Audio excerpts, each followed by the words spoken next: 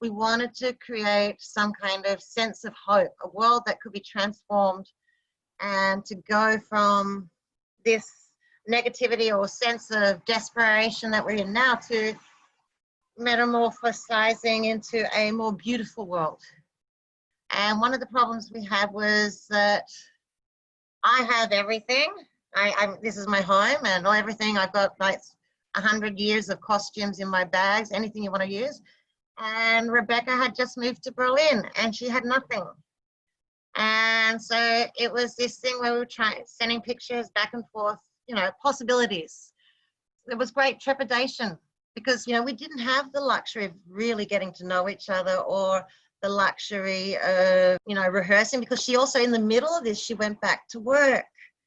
And that was really stressful because she was expecting to be in lockdown and have more time for a few months. And then it went bang, she was back at work. And that affected our ability to rehearse as well, aside from the fact that I have a full-time job and I'm a mum and everything else that's going on. And the show, and we rehearsed it. I even made a soundtrack for Rebecca, and I used a recording of her voice to help her see that what she had written was beautiful and amazing.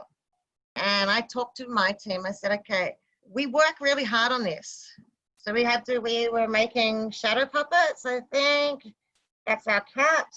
Satrio, my ex, all of it was manual, all these manual drawings and things like that. And I said, we have this choice. We go for it. If Rebecca's not happy with it, then we've got material for another show. No problem. Do you want to do this? And they said, yes, we want to do it. And so we came to rehearsal and we showed Rebecca. And she looked at it and went, wow, that looks so beautiful. And she's like, this is beautiful. And she was lying in a bath ready to do her dialogue. And she was just looking, and we were like, oh, thank God, she likes it. She likes it.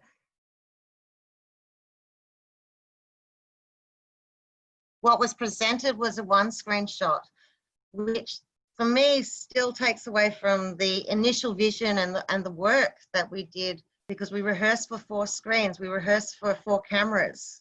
It would be like seeing really a live performance. If you're sitting in a different part of the audience, you're going to see a different aspect of that performance, even if it's almost the same. That's one of the biggest challenges with Zoom that we face as well, is the way the things look from our perspective versus how it looks from the audience perspective. Because I think I can understand a lot of what Kerensa said about how it would be nice to have all the screens visible, but you know, if I'm watching this on a phone, which a lot of people do, it's really small. So in a way, I kind of felt like the changing of screens one by one kind of gives you like a better view, as what Nikki, I think, mentioned. Because then, but it changes. So, you know, you still see all the cameras, it's just bigger.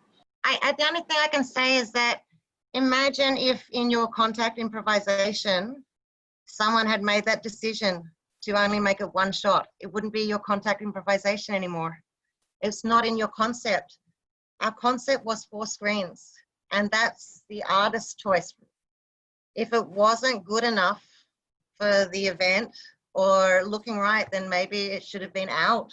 You come from the artist's perspective, but I come from the person watching it, you know, and also the person curating the experience. So it's all different perspectives. And I don't think any perspective is superior. It's all complementary.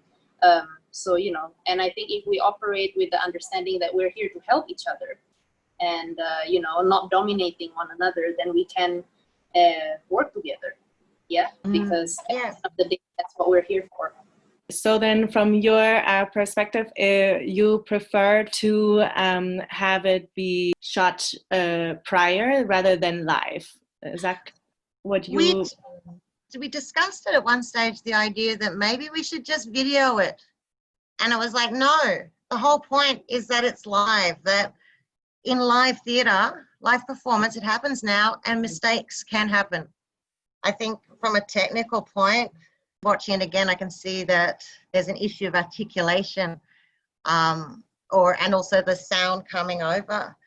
And again, if we'd had one more week, I think we might have got it right. It was just such a quick process. how was that inspired from Metamorphosis? Just the idea of transforming society, of creating a new world, of having a world of hope and of dreams. Rebecca really wanted to leave the audience with a sense of magic